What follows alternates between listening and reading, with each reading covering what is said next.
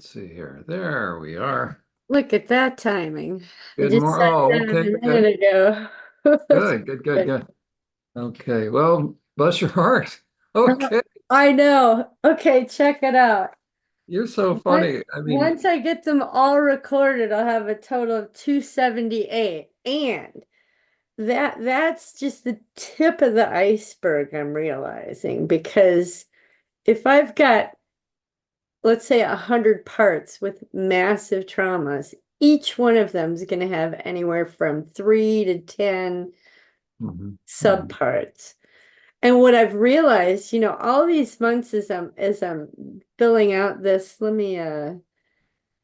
Yeah, see, yeah, share. I'm on my laptop, so do it. Let's do it. let's see. Um, You're doing amazing work. The primary thing you're going to be helping people with is don't get hung up on the numbers. Just get the job right. Find out. yeah, and There you it's go. funny because do you remember that dream I read to you about the people on the roof? And I said that there were hundreds of people up there.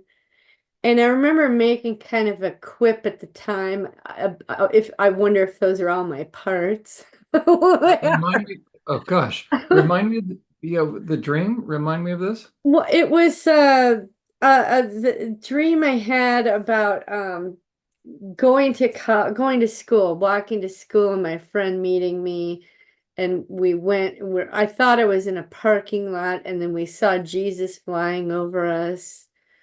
And then I realized I was on top of a church and there was hundreds of people on one side and they were all nervous and freaked out and then me and it started raining. The weather changed. It started raining and me and Deborah, this one other part who is the first responder part in my system.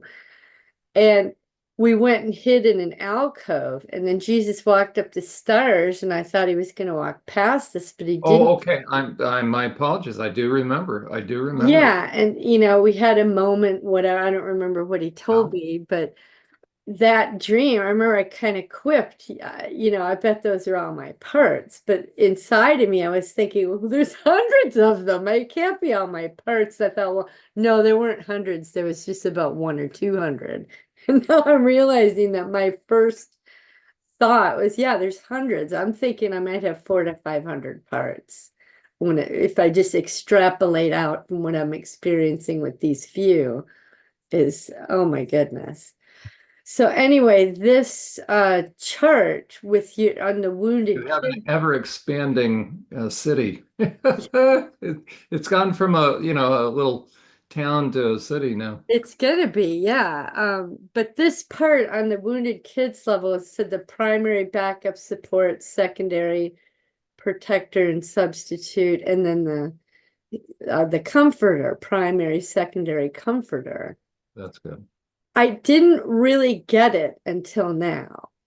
I mean, I was thinking, oh, I don't really understand, but I think it's because they weren't showing me. And now that these parts are showing themselves, I'm finding I've got a whole lot more check marks in these That's yellow categories okay. that I didn't have before. So I realized that the first part that showed me the incident, that had to have been the guardian for that incident. There you go. That's right. And now the other little what I would call subparts or what you call backup parts, I guess backup's a better word, is now they're filling out. I like that term, backup. Yeah. Right. But did I? Yeah. Yeah, Did I? you called it Oh, backup. okay. Yeah. Sorry. I I forgot I what I just used. in my mind I thought, well, okay, I got the main guy and then the subparts, but Yeah. they're not really subparts. They were backup. And all this time that you talked about it, it never clicked. Okay.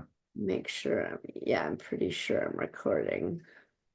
Yeah. Given the level So of trauma of each of these incidents, yeah, and so boy. plus two, well, I had this another realization. Let me see, health checklist. So the part, like I did, I think 10 parts yesterday, and then I did 10 more today. And as I was filling them out, I got to this part in the spiritual issues.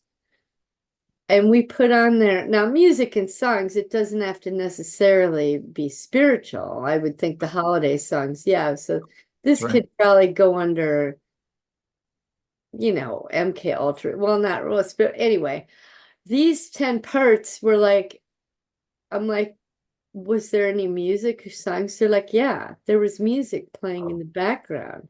yeah. And I went, really? I don't hear it. I don't see it. I don't, what's the song? And they're not really revealing it to me, but they're like, yeah, they had music, a radio going in the background the whole time. Yeah, just like the mafia kids, right? But I would not have known that if I hadn't had this checklist to fill out. Wow. And I thought, well, that's the value of taking the time and doing this because it's just kind of mind blowing.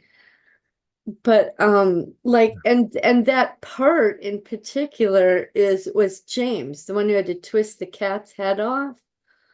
Well, I came to realize that I'll show you the PowerPoint. It didn't start with James, which I thought James is in the middle, or Jimmy is his name. But it started off with me walking into the basement and I saw the electrical leads out and charged up. I could smell it in the air. Oh, gosh. And so I started to get nervous and panicked. Yeah. And then that overwhelmed me. And they're like, oh, and they hooked up Angie and Mary to the ceiling, and they're standing on a workbench and their arms are up, and they're like, we're going to hurt Angie and Mary if you don't do this thing, whatever. And then I'm like, well, no, I don't want to kill a cat. I don't want to kill a cat. And then Angie and Mary are like, well, come on, if you don't do it, they're gonna zap us. And Grandma and Grandpa like, just do it, or we're gonna.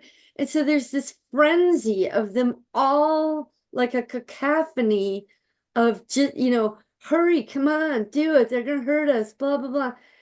And then it's like, just do it, just do it, just come on, just do it. And they're all saying this, just this, like there's what Angie married Grandma, Grandpa, and Dad. They're all saying this, 5 of them, plus a radio going on in the background. Maybe it was upstairs or something, I don't know. Just do it, just do it. And Dad's approaching Angie and Mary with these Oh, leads, God. like he's gonna do it, right? So then I'm like, okay, fine. I cave. I twist the cat's head off. Okay, so I get their approval, and I didn't know that until I filled out that emotional level. Well, was I trauma bonded? Oh yeah, they're patting me on the back and good job, and so I'm trauma bonded and all that. And then what I didn't realize next was that, oh, okay. Oh, wait, I had to smash it with a hammer. Come on, do it. Smash it with a hammer. It's already dead, man. So more cacophony of noise. And if you don't do it, we're gonna zap Angie and Mary, and Angie and Mary are like, come on, Diana, hurry up. Just overwhelmed. And then it moves into, okay, once it's twisted, its head's twisted, not off, but twisted and it's dead. And I've smashed the thing with the hammer. Oops, wait. Now I have to disembowel and chop it up. Okay. So I'm like, I'm minus 10, minus 10, minus 10. I'm just in overwhelm. Come on, do it. Come on. And I remember saying, I don't want to cut it. It's already dead. Why do we have to cut it up? And they just was just this cacophony of pressure, of noise and sound. Oh, and I also realized in doing the checklist, the emotional, where is it? Emotional health checklist under MK Ultra, even though it was an MK Ultra, I said, well, was there spinning? Where's this? Where Oh, did the spinning go? And there was. They kept well, turning me around from Angie and Mary to turning me to turning me and turning me and turning me around and turn. So it was intentional. Where is just over to the left. It's third from the green. There you go. Oh, There you go. yeah. So there's spinning involved. I can't concentrate. Everything seems distorted. Yeah. And then Yeah. when I was doing this about the body issues, I'm like, so the first part's like, okay, they can see everything that's going on, they can smell it. There's a little bit of taste in my mouth, and really nothing else physically going on except I have an upset stomach. And so I go to the next person. They're like, okay, it's now I can hear all these people talking Okay. at the same time, Yep. Yep. right? And so then that is pretty much it for that part. And now it's the do it. So I'm seeing it. So that as to where it was just seeing it or just hearing it, now it's both. And so I'm seeing the part get overwhelmed by each sense. And then James, actually, I should put this here as well. So James twists it off. Sutton smashes it. Yuck disembowels it. Um, and so I didn't realize those fine details. So I'm starting to fill this out. Okay, so first it's my wrists and hands that are bothered from the twisting. And then the smashing. It was my hands and my stomach starts to get upset. And then okay, I'm disemboweling it. Well, all of that force and pressure, I'm starting now I have to delicately cut the thing open and I'm shaking. So it's my arms and my hands start shaking, and then as I have to, oh, I forget who are you? Winter. Oh, here, so I finally disembowel the thing. And then guess what happens? Angie and Mary released themselves from their restraints. So they weren't restrained at all. They were pretending. Oh And as gosh. I realized that, I'm thinking back over the whole experience, and his dad's approaching them with the leads. They're pretending to move away. They're pretending to be scared.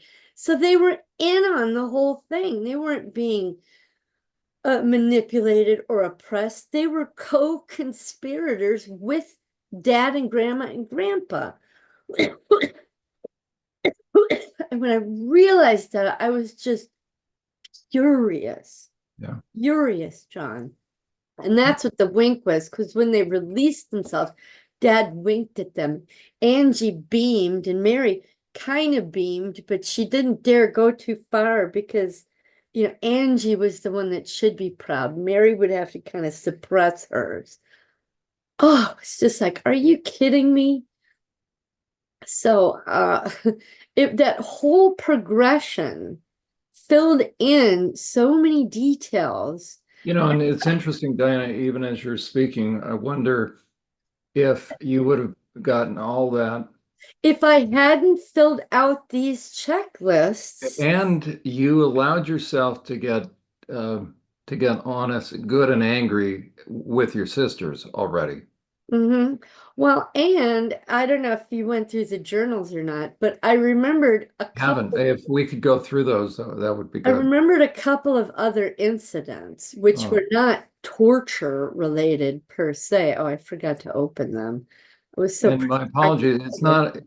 not, I hope you know it's not a lack of interest on my No, part. no, I know you want to do it with me so that you can, I don't know, evaluate what's going on. So So I this can give you is my own feedback in real time. So this is Saturday, Friday night. So this is where I was laying in bed going, oh, okay.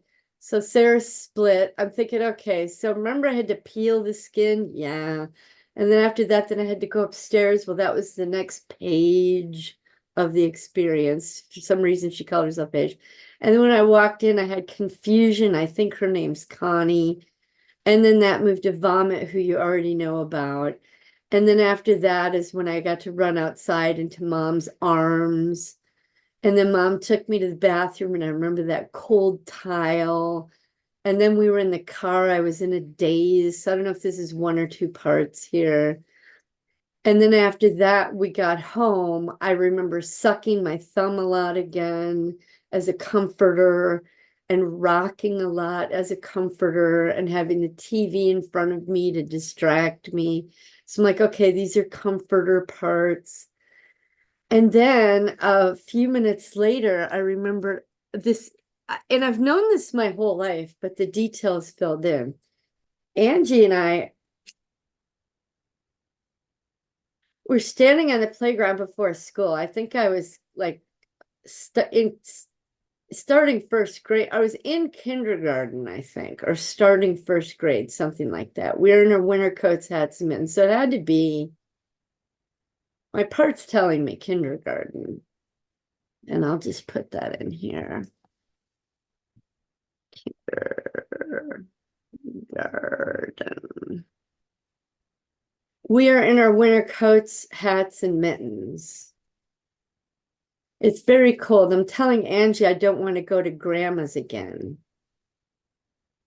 I'm telling her we should tell mom to not go, that we have to tell mom about everything. She said, you don't know anything, just shut up. And she got enraged. Now, I've never remembered this part. All I remember my whole life was being on that playground, and for some reason slipping and falling backwards on my back.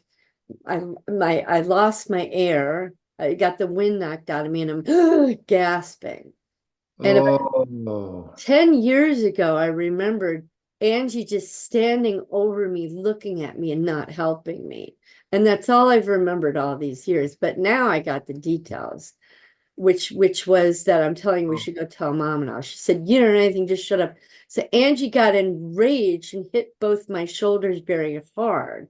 I didn't remember that. I slipped backwards on the ice and fell on my back. The wind got knocked out of me. I was gasping and gasping for breath. I had that sound, like that death rattle, get that, you know. Yeah. She just stowed over me and said, that will shut you up. Oh gosh. I was like, holy cow. And so that if I'm in kindergarten at 5, that makes her 7, about to turn 8, because her birthday's in December. She did not move 1 inch to help me. I remembered this, but I didn't remember the night. Her face was very evil and conniving and satisfied. A teacher ran over and pushed her out of the way and helped me get my breath back, then stood me up and took me to the nurse. The teacher asked Angie, what's wrong with you? You can clearly see Diana's in trouble. Angie glared at that teacher. Angie wanted me dead right then. She was happy to see me struggle for breath. I reached out to her and she smirked and did not move. I gasped over and over. Angie did not care. She just watched. So that was the one memory I've always had, but not the details of it. I always thought that she was there and like maybe called the teacher over or something. But no, she caused that whole thing to happen. Yeah, and there's a good example, Dana. She's a psychopath, yeah. And for those that try to poo-poo all, the nature of the work, so whether on Emma's channel or, the satanic panic, repressed memory, okay, you just You're got not going to get those details. right? You're just And not. the memory that you got had nothing to do with SRA or MK Ultra. It Nothing. was flat out a memory that was tucked away as far as the details, and now you got them back. And now this is the next, there's 3 memories then. This is the next one. One time I should say Angie and I, but Mary was in the room. Mary present. We were wrestling in the bedroom. I was on top of her winning. She used her feet to push me off of her. I was flipped up off her and off her on the bed. She was on the bed, so and I slammed. I was flown backwards onto the floor again, onto my back, and I had the wind knocked out of me again. I was gasping and gasping again. So the second time Angie's done this to me. This time she stood over me saying, don't die, don't die. Now, in my whole life and all my memories, I remembered that, but I thought she was saying it sincerely and genuinely. But she wasn't. She even pretended to cry and be upset. She was acting so as to give the impression she cared, because I think she learned her lesson from the first time. where the teacher was like, what's wrong with you? And now she's going to, because she knows mom or dad's going to run in the room. So she's got to pretend to be upset. So she was acting. She was acting to give the impression she cared. Mom came in and helped me. Mom had to push her out of the way as she stood over me smiling. For my whole life, I remembered the part of her saying, don't die, and truly believed she loved and cared about me. Now I can see it all, not just part of it. I always thought that she genuinely didn't want me to die and love me. I realize now she was saying it sarcastically, and that is what she actually wanted as she stood over me, looking down on me. And when all these realized, she is evil, evil then and now. She tormented mom her last 2 years. Mary tormented mom every time mom was at her house or on the phone. And I put they're both cold, heartless, evil bitches then and now. And thank God for my healing and memories now. That's right. And then what did I say? I was wrong. Angie was, oh, that's right. I was wrong. Angie was in line to replace grandma because she had that evil streak. She had the evil heart. She was given power positions over me. Yeah. And smart. Mary coveted that. Angie never relented. I had the spiritual abilities and Angie was jealous. Grandma had to work with me on the magic because Angie couldn't do it. When MK Ultra testing came around, I was determined. I should say it was determined that I was the one with the higher IQ. Like that. Angie was resented And you because dad gave you all the attention. that's right. Like And that kind of thus attention. chosen. Yeah. Angie resented dad put his attention into me and not her.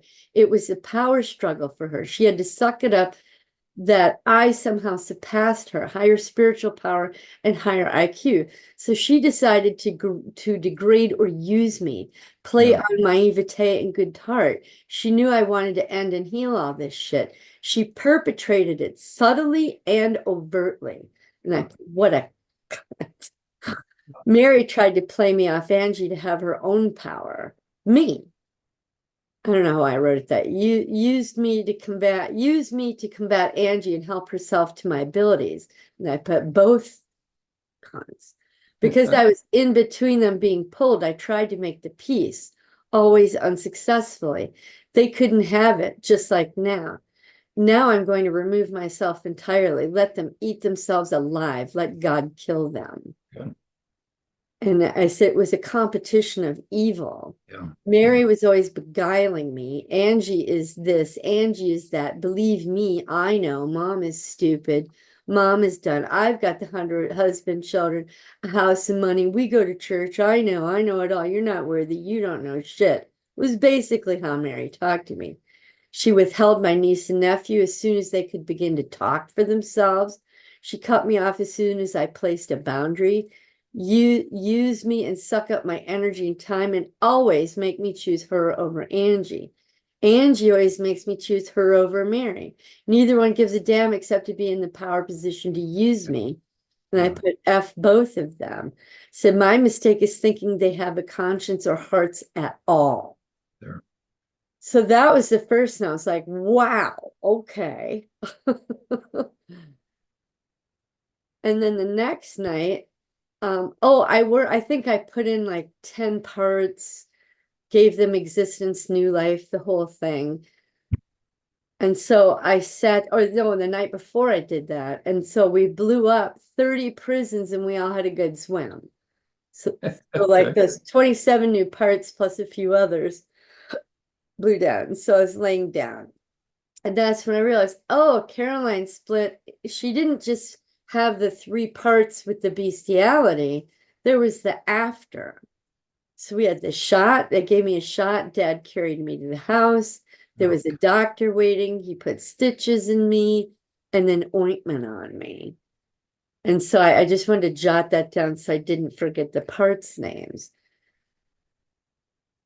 Oh, and this is completely separate, but it leads back to Angie and Mary again. I see a boy that's about 8 or 9. His head is shaved. He's by Lake Michigan.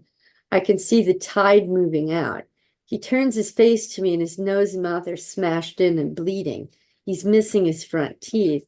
He's glaring at me, wiping his mouth. This is Petunia in one of her hand-to-hand combat fights. She won. The boy gave up. I elbowed him in the face. He was not fighting fair, so I did not either. The boy lived there in a cage. The children that lived in cages could be hurt badly. Now, I didn't know children lived there in cages until now. But the children that lived in their homes could not be. No way to explain the injuries. So we practiced with each other. But when it came time for testing, they sent out the cage people. So there were And two. where were cages? The cages I would believe at the Lion's Den. And, Because we were at the Lion's Den. and where's the Lion's Den? That was that park that's about 15 minutes north Oh, of. yeah, okay, yep. Yeah. So that's where they were kept? Yes, and I didn't know that till this memory came. So But there these are all the illegal alien kids that they were smuggling in. probably, yes. There were three classes of people there. There were the children of the rich, the girls' school. Yep. They occupied about 2/3 of that building and did their schooling, whatever satanic practices or witchcraft they did. Then there was the middle class MK Ultra people who had parents and lived in their own homes. So that was my level. Not that I'd call us middle class. I think we were like lower middle class. But we were the ones that were trained to be the warriors and soldiers for the rich people. Okay. So when they took us training for certain things, they'd take us to the Lion's Den. And that was the third class of people who were the migrants or the homeless or the, children who had no parents, homeless children, whatever, homeless teenagers, homeless adults, whatever. That's where they kept them at the Lion's Den. I should show you this because I looked up the map again.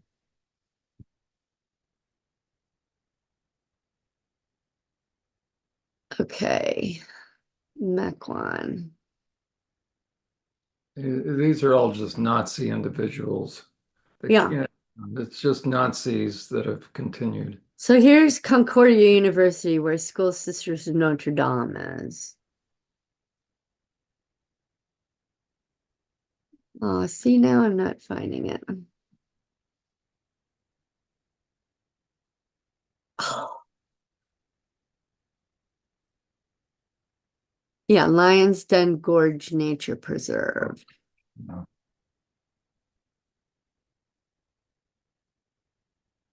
So the School Sisters of Notre Dame is like right about here. And that's like 15, 20 minutes from Milwaukee, 15 more minutes here. So, oh, come on. Now, Wow. look at this. It was in this area here in the mouth of this little thing, like the mouth of the lion, I think is what they called it.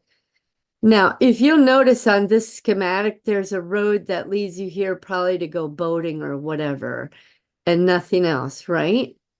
But change to here, and all of a sudden we got a whole extra road that goes right into there. And I believe this is where they brought us in, and then we hiked through, or I don't know, somehow we got over to here. But look how different it looks. See, they show you this when they say the road stops right there, but it doesn't. No, that's right. So if this is just a boat ramp, they got to get us in here. They either had some sort of, and the parking is over here. So I'm likely to believe that we were brought through here and we probably hiked around here to get into this lion's mouth. Because I remember the image that I just read to you of the shore moving in and out, and there was like a cliff behind it. It was either on this side or this side. And then there's this whole thing too. We So might that's have water. been there, but I That's don't water remember in there? that. Yeah. See it? It just looks very different with the satellite view. Okay.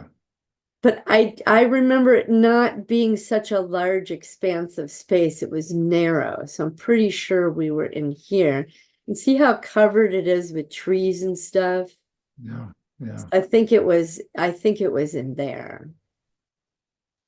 So yeah, you got these three classes of children. And so when we practiced, the middle class kids practiced against each other. But when it came down to the nitty gritty to take us to the next level, to kill or to slice or to whatever, they took us to the lion's den and had us work against these cage people, what I called the cage people. And maybe they called them the cage people. And so the cage children were taught not to mark us because it couldn't be explained when they went back home. But we were allowed I'm to sorry, repeat that, Diana. I want to make sure I caught that. the lower class kids that lived in the cages, when we fought them, they were not allowed to put marks on us. They were to fight as hard as they could, but to not mark us. No biting, no cutting, no scratch. They couldn't leave marks on us. Because when our parents took us home at night, how are you going to explain that to mom that you got scratches So on your back or how did they ensure, how did the perps ensure that these kids that are kept in cages, probably through training and torture? if they're fighting for their life? I don't know. I didn't go in there, but I know that they're kept in cages somewhere in that gorge, probably in caves or something, or underground tunnels. I don't know, but I just know they were not supposed to mark us. I wonder We if could they, hurt them, but they couldn't hurt us.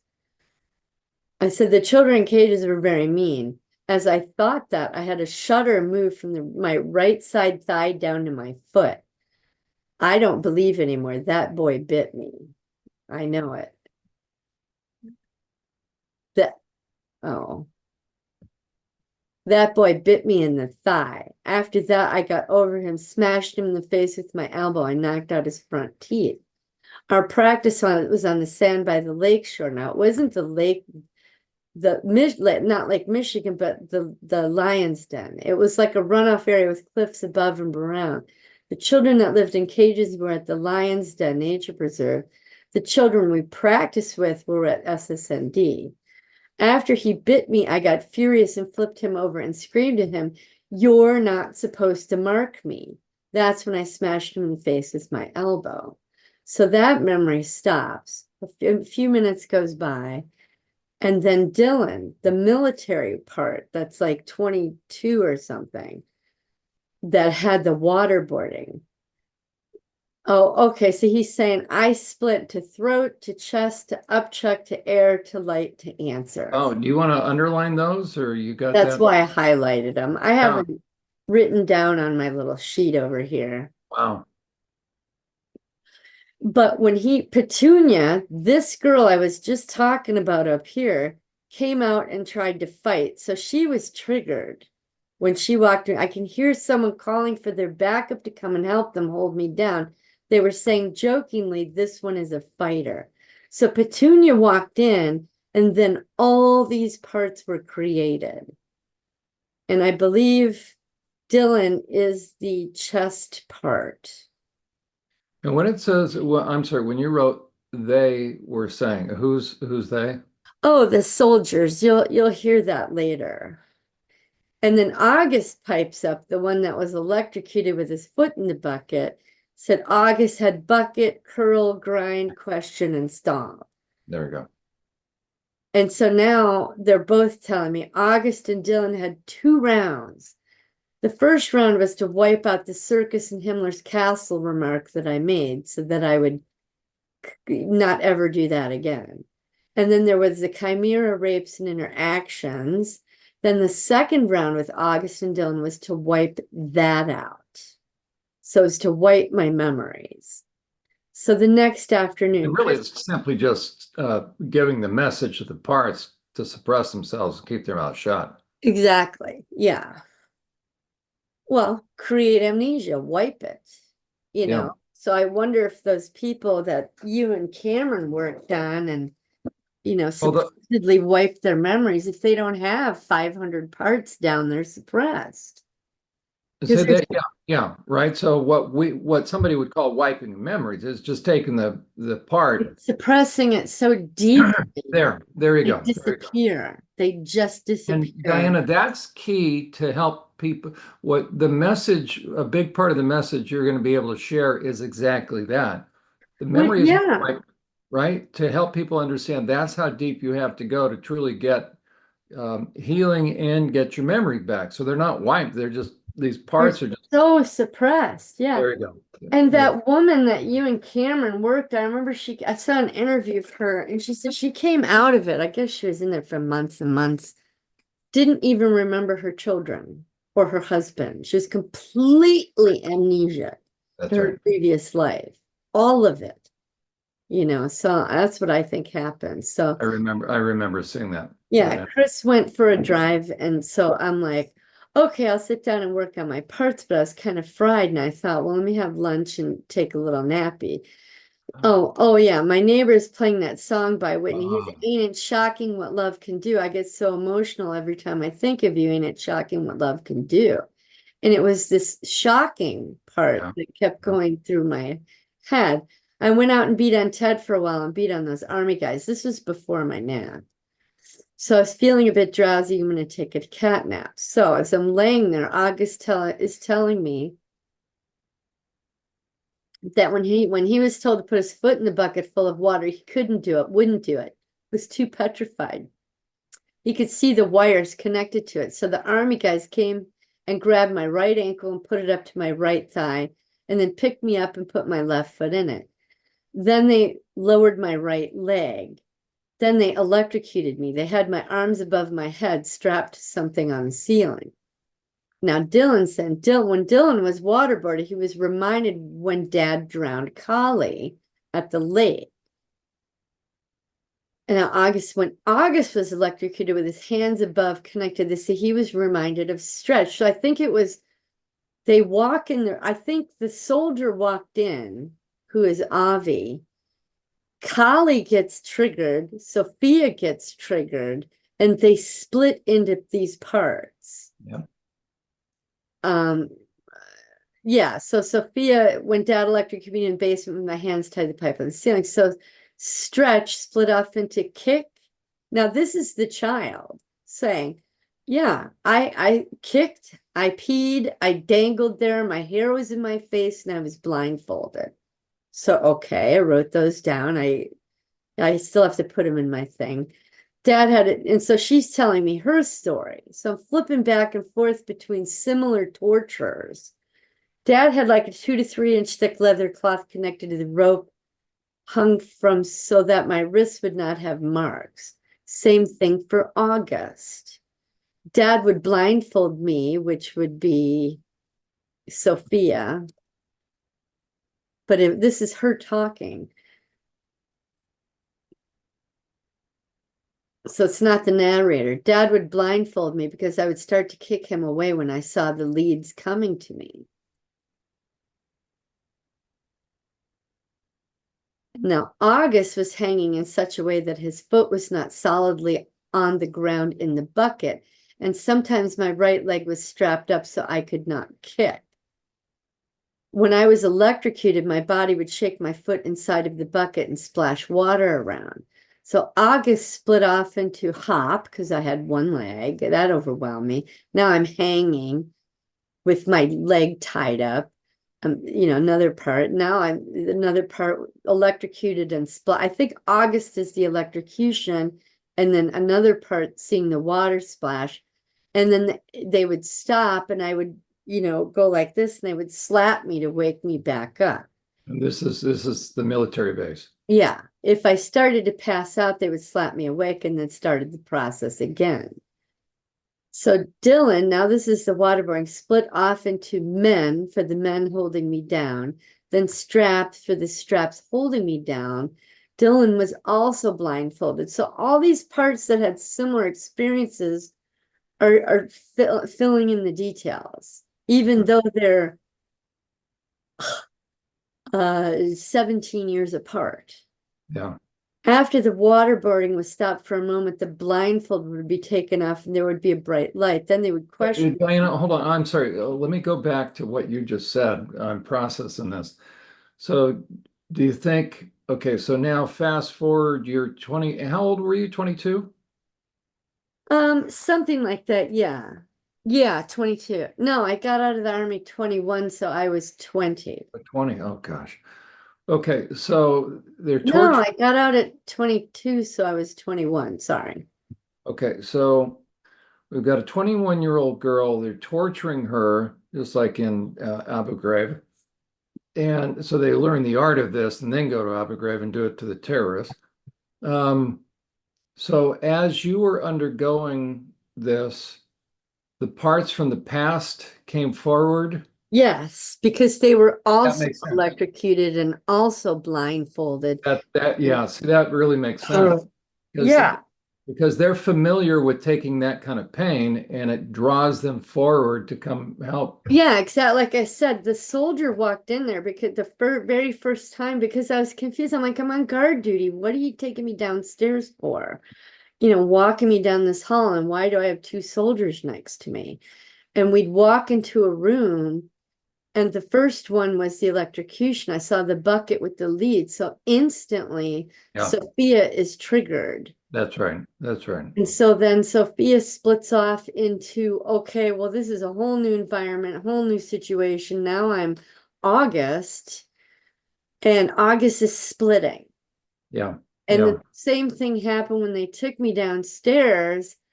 I thought it was going to be more of the same. So August is prepared for more electrocution, but no, we walk into a room, 2 separate days, walk into a room and there's a bench. And I'm like, okay, I don't see any water or electric, anything. Okay, awesome. Something else is happening.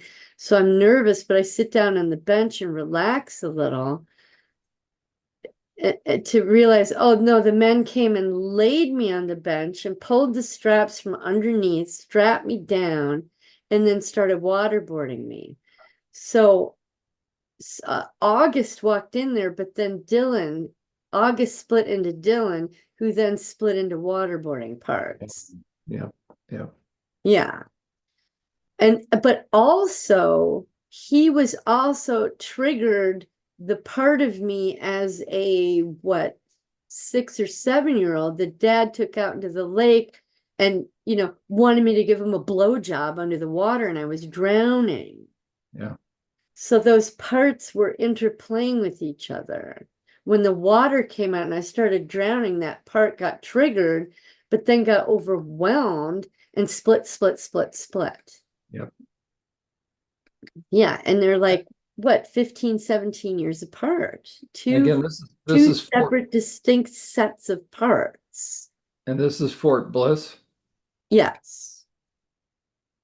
So after the waterboarding stopped for a moment, blindfold would be taken off to be bright light. They would question me and I'd have to give them answers. Then the blindfold would go back on and waterboarding it began round and round. Now I'm crying. So I'm laying there. This is the afternoon. I'm thinking I'm going to take a nap. And I just started bawling, John, probably for 20 minutes.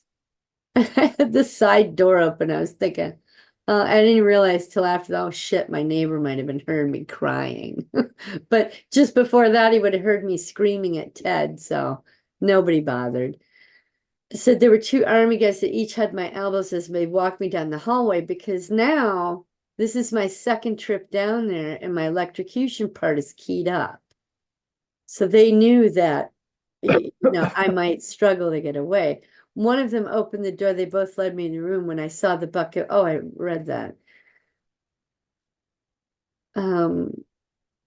They'd strap my legs up my arms and then proceeded to electrocute me.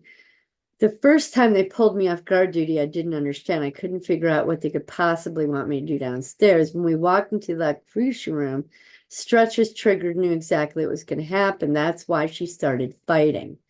The next time I was pulled off guard duty and taken downstairs, I was incredibly anxious about being electrocuted again. When they walked me to the waterboarding room, I didn't understand what it was, so I relaxed a little bit. It was when they set set me down on the bench and then told me to lay down that I started to get nervous. I didn't notice the straps because they were hidden underneath. When I saw the straps, I started struggling, but I couldn't get away. I was drowning and I wasn't even in water. I was blindfolded, so I couldn't even see what was coming. My jaw was ripped open and I was just suddenly drowning. So again, the parts are coming backwards in time. And now, so that was that. A little time passed. Now stretch. So Dad would stuff a rag and stretch his mouth so that she could not holler for help. So the little girl electrocution is experiencing stuff being stuffed in her mouth. And that was revealed after the waterboarding incident because water was being stuffed in my mouth. So, and this is stretching. I don't know what I did wrong. I don't know what I do wrong. Why does Daddy keep hurting me all the time? I try to be good all the time. I do everything he tells me to do, but I always have to get hurt all the time, all the time.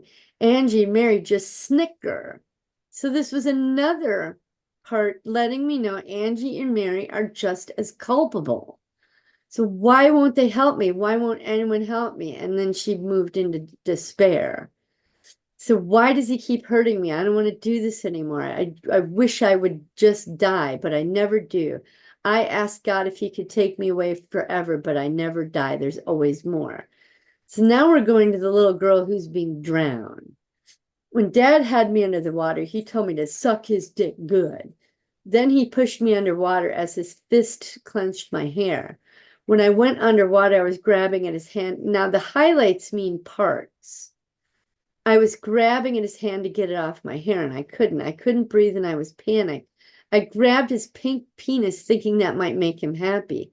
Then he jerked me back up and said to suck it and pushed me back down. I barely had time to get air. I could not get my mouth even near his dick. I was drowning and fighting, and I kicked him in the balls. I didn't remember that. He pulled me back up and called me a little bitch. He said if I did it again, he would drown me for good. Now do your job. Then he shoved me under the water again. This time I thought about was trying to get his, this time all I thought about was trying to get his hand out of my hair. This is when I heard Mom and Marianne yelling at him and getting louder and louder. He let go of my hair and I struggled to the top. Then Mom scooped me up. That's probably a part too. I was spitting up water and crying at the same time. Marianne was cussing out Dad. Give me a minute because I need to add this to Oh, that's fine. That's part of benefit of us doing this. scooped. So is bitch and then scooped. Unbelievable. So I trauma bonded to my mom. Yeah. I was spitting up water and crying at the same time. Marianne was cussing Dad out. Now, this is as I'm back on shore. I think, or maybe I'm seeing them from out in the water. Angie was glaring at me and gleeful. Mary was frozen and white.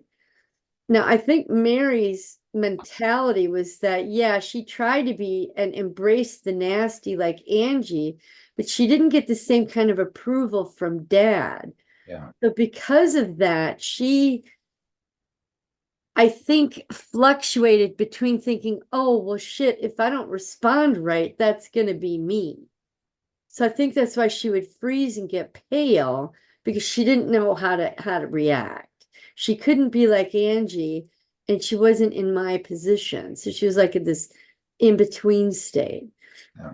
So once I was on shore and not vomiting, then Angie and Mary pretended to be, and I still can't find the descriptors for them. They were like happy, but pretending to be like they cared about what was going on, like they cared about me, like they were trying to align themselves with Mom and Marianne, all the while having this inside persona of a perpetrator like Dad. So it was just this weird flux of stuff going on there. They're giving the pretense of being concerned, meanwhile taking sadistic satisfaction that it happened to I you. guess so, yeah. Yeah. but having to hide it, and how I could see it. I guess Mom and Marianne were too overwhelmed to even notice what was going on with Angie and Mary. I don't know. That's And right. me too. Because it was after this that Dad kicked me in the stomach.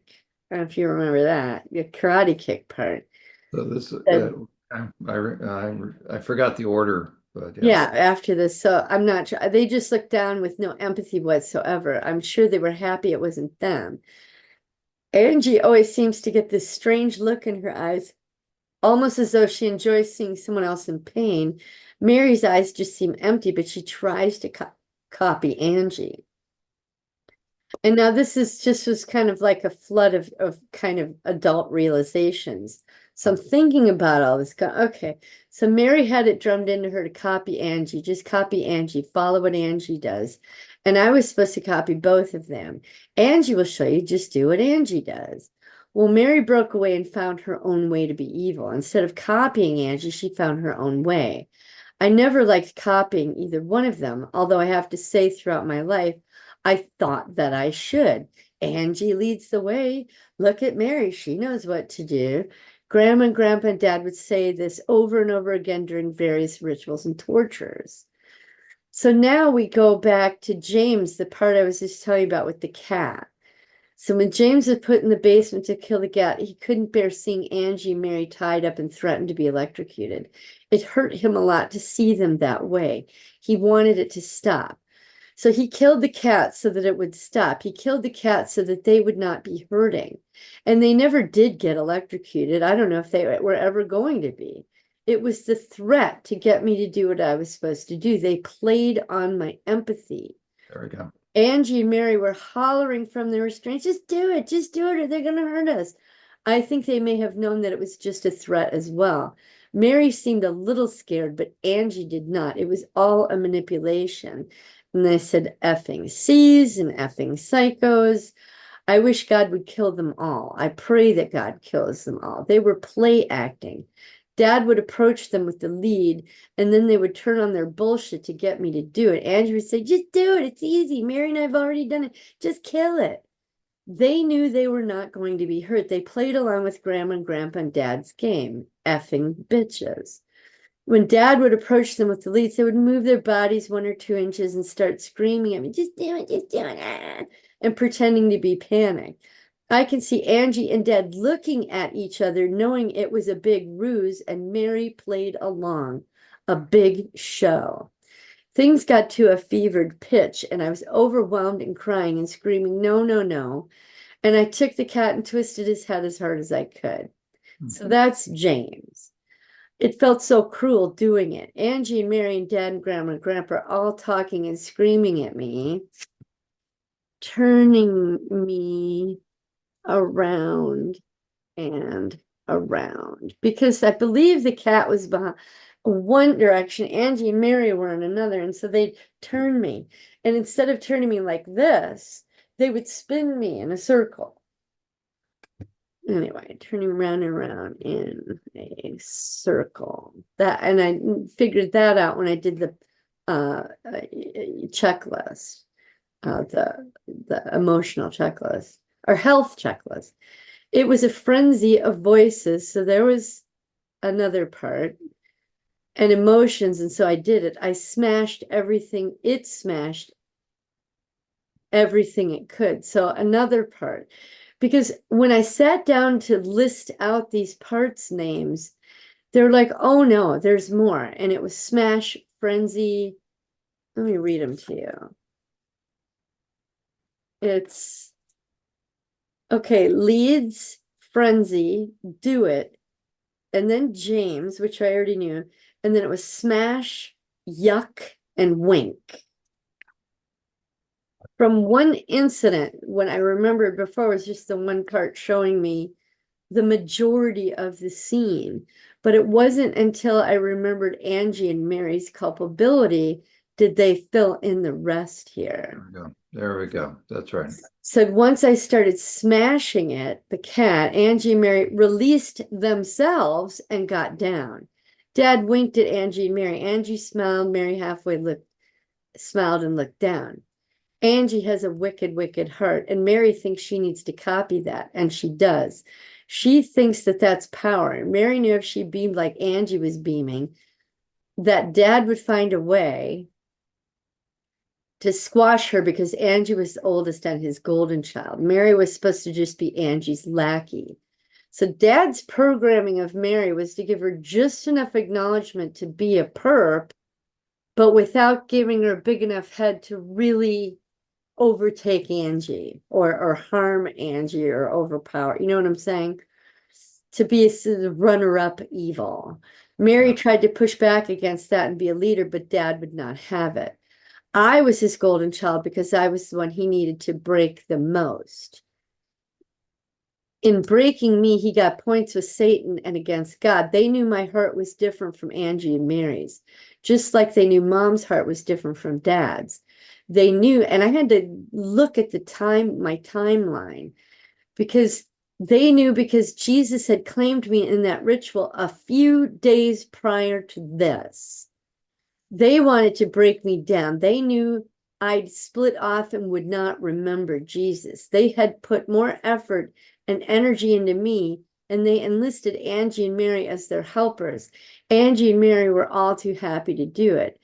And now I started having gastrointestinal issues for a couple hours while I was crying and writing all this down. So I went out Diane, to beat on Ted. let me ask with this.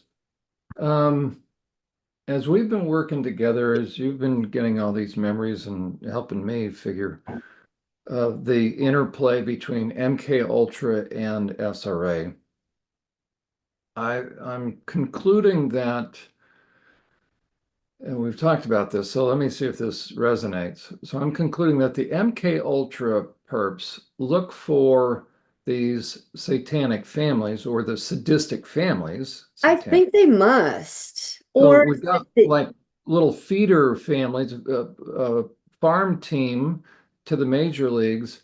And would it be fair to say your dad also saw you as the cash cow, so to speak, meaning you were yeah, going to be the one to bring him cash? yes. But Angie should have been the one to take Grandma's spot as the lead witch. If Mom had stayed married to him, In the that would family. have been Angie's role. Okay, so your dad then is kind of playing both angles. He's Yeah. doing witch satanic stuff and knowing that you're going to be the one that'll probably bring him money Uh-huh. with MK Ultra. Yeah. Yeah. Yeah. And I'm thinking that maybe the reason why that woman with you and Cameron, her memories were wiped so clean because she did not have the SRA Okay, there we underneath go. it and underlying it for them Yeah, to tap into. So for her, it was just bam, that's suppressed. right. But for us, it was reach down into the SRA and suppress it all together and intermingle it or whatever. Yeah. And with your dad having had the military grade, CIA grade training, since he was using the MK Ultra, then Those would it be fair to cards. say that he's looking at his daughters, he's perping on them, and he sees the potential, and therefore your name is fed back to Jack. Yeah. Well, yeah, I remember I was in that mob club is where Jack and Dad tested me at the table in the bar. Okay, so that's what was Yeah, yeah, yeah.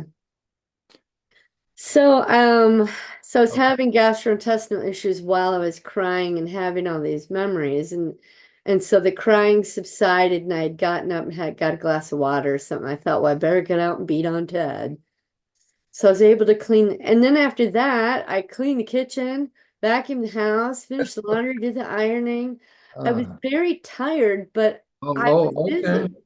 So okay. the discomfort is gone, but I'm pooped. And then I prepped dinner as well. I was So it was laughing like, thinking, awesome. I got all this shit done too. oh, okay. I was just I- thinking, uh, instead of being incapacitated because you remembered this, there you were at the end of the day. But okay, so you beat on Ted and all the stuff clears up. yeah, or the big bulk of it did. Yeah. Yeah. Yeah. Okay. Yeah, and all this then this whole day I was excited because Chris was going on this drive. He left around, I don't know, 11 or noon and didn't come back till about 6-ish. And I thought, oh great, I got 6 hours to work on my computer and all my parts stuff. But they're like, no, we're tired. Go take a nap. And then it led into all this, and I thought, well, I'm gonna give myself a break from the computer work, parts work. I'm sorry. I think we did enough parts work today. Yeah, Let's do housework. So yeah. I did. So that was that day. That was what, Sunday. And then Sunday night, Ivory and Lux. Now that was the girl on the ice and then the wrestler. These are their two names. They got baptized. August and Dylan wanted to be baptized. And then Collie, the one that drowned, and Cedar, the girl that had to walk out to go get drowned, they wanted to be baptized. So I was like, okay. Because what I'll do is I'll sit down and read that prayer, which takes about 10 minutes, and then I'll say my personal prayers after that. And then I'll read part of the Bible, which happily I just finished Esther. Oh, I'm okay. about to begin Lot, so I forget who's after Esther. That guy that helped build the wall. Yeah, that, Nehemiah. Nehemiah. Yeah. Very So I inspired. finished him and then I'll lay down and say, okay, parts puddle, what does anybody want to do anything? And generally now it's about baptisms or telling me a story. I think because their whole environment's built, they've got food, water, shelter, clothing, playtime, all the stuff. So I don't have to think about that. They just go about doing their business until they need something and then they'll approach me. I'm like, okay. So now so I'm laying down, drifting off. As I just saw a young girl in a swimsuit. I didn't recognize her, John. As I looked, her face turned into a demon's face. Again, like right there, it startled the hell out of me and shot adrenaline through me. It actually made my body shudder. But that girl did that on purpose. For some reason, I'm thinking it's Angie. So, but the girl's a little pudgy, and I realized, oh, it was Mary. I am reminded of when we took swimming lessons. We were on the dock in the middle of the lake. It was either swimming out or swimming back to shore. And I realize now it was both. I just realized I was swimming to the dock. It was like a floating dock about 10 by 10. And that was like the final swim lesson. You had to swim out there, get on the dock, and then take a rest and then swim back. I realized I was swimming to the dock and I needed help to get up there. Mary reached out to get me. I got on the dock and her face changed, turned into a demon, like with this face, just like this gleefully horrifying me. I jumped off the dock to swim back to shore, but I was a new and slow swimmer. Angie and Mary jumped out and beat me to the shore. Both of their faces changed to ugly faces as they swim past me. Wow. You remember this? Yeah, because I remember being scared and looking for them, trying to swim and overwhelmed, and so and they're going past me when I went on each side. And as I looked at each one, they had demon faces. So I don't know if that was, I got to thinking about this because the incident where grandma was going to put a spirit in me, but I vomited on her, and then Jesus said, "This child is mine." I think it was done to Angie and Mary, but they took in a demon, literally, because obviously it's in them, whether they're conscious of it or not. I don't know. I was in the middle of the water and I was panicking because I thought they were Well, going to and demons make their home in where ego, where they're welcome. right? Yeah. With willfulness and selfishness and ego. So that's why nobody becomes, it's strange to think, but nobody becomes demon possessed by accident. No, no, because didn't work with me. Jesus was like, nope, sorry. I sent her down here and I'm going to protect her. But if you Thank didn't want to have goodness. a heart, if you didn't want to have a conscience, it wouldn't have worked. True, yeah, I guess. Yeah. Meaning I Jesus would, realized all these years I was resistant. Angie and Mary were not resistant. that's right. Yeah. Said, as they said, in the middle of the water, I was panicking. He came out. So they went to shore, and I think, and I was panicking in the water because of the demons, going, I don't want to swim to the demons. So I kind of froze there. And I think it wasn't mom. I think it was either dad or one of the instructors said, go get her. Now, this is at the lion's den, believe it or not, the testing. Oh, You'll learn that later. So I was panicked because they came out to get me. I was panicked because there were demons coming to get me. I resisted them, and they were pulling and tugging at me to get me to shore. So I was fighting them. All these years, I always thought it was a nice memory, these swimming lessons, that they came out to save me while I was panicking. I didn't know why I was panicking. Now I know. Now I realize it was another torment. They were giving me shit because I didn't swim as well as them. So part name swim. And then I went, bingo. That's how dad got us out of the house on the weekend in the summer. He was taking us to swimming lessons. And I did have swimming lessons. It okay. was at the School Sisters of Notre Dame. You wonder why your mother didn't go, to swimming lessons with you. I think she was at School Sisters. I don't think she was at the Lion's Den one.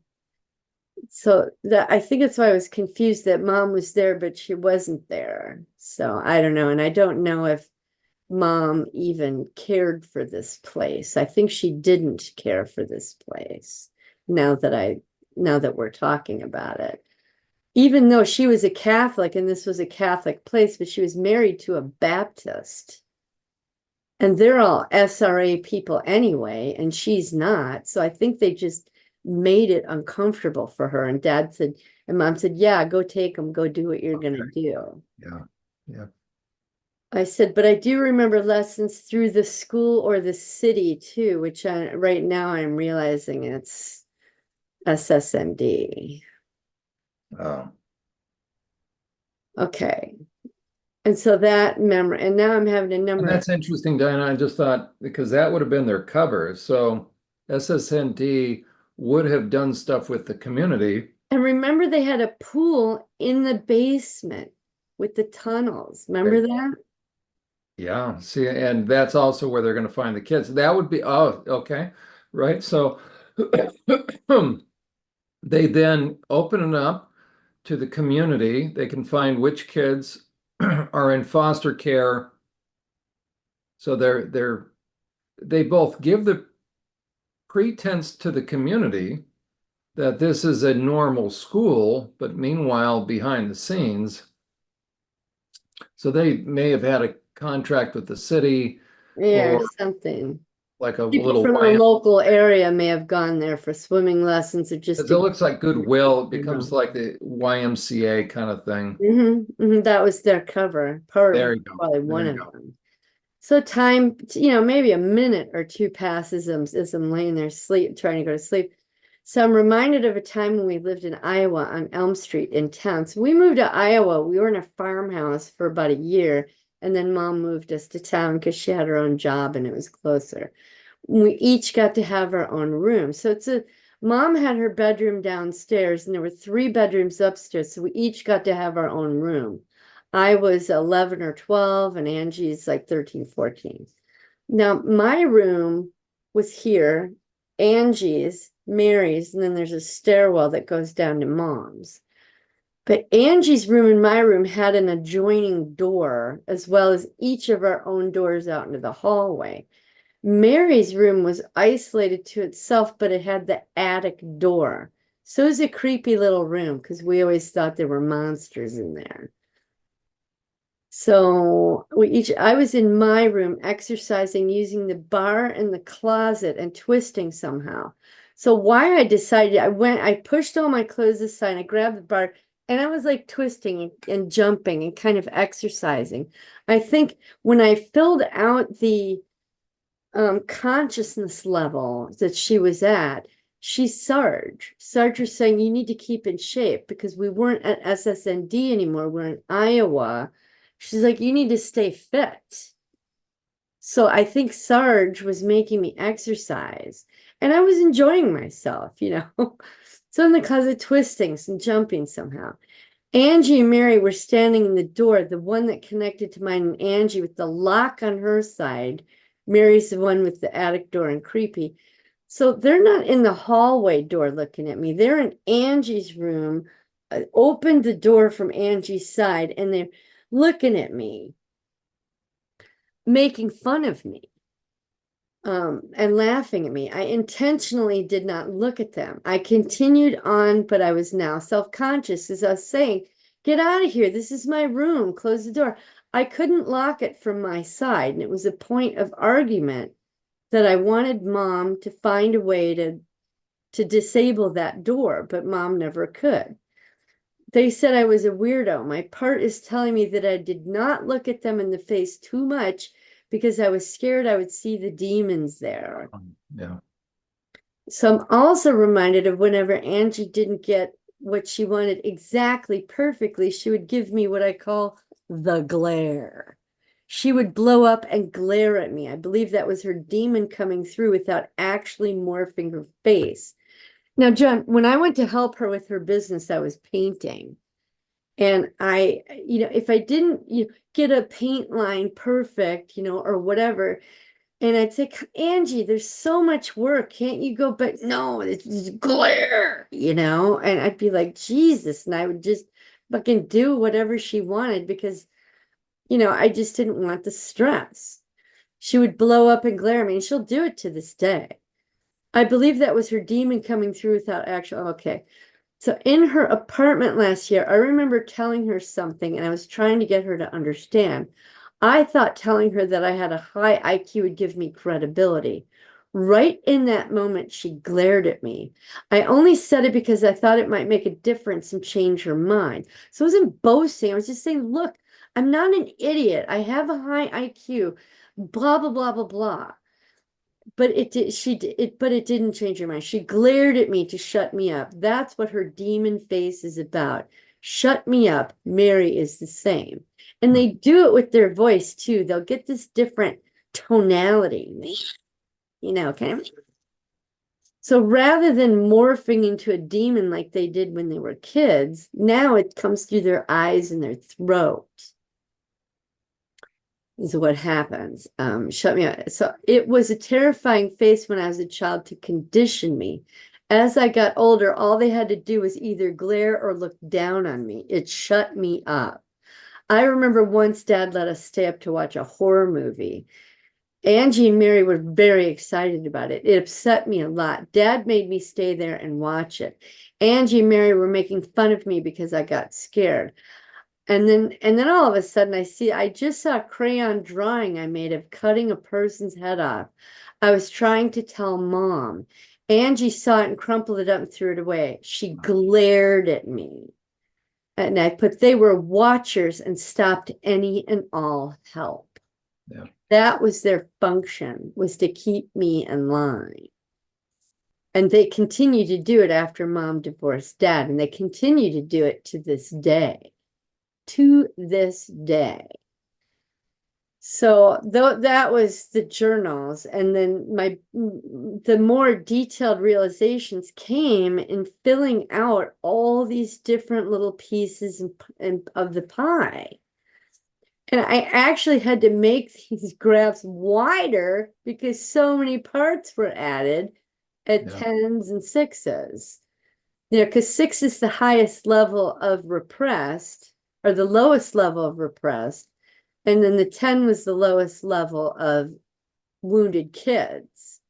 So it's either deeply, deeply repressed, or it was actually a hurt child. So that was interesting. So I had to make all these charts wider. That's why I kept that out. And let me see.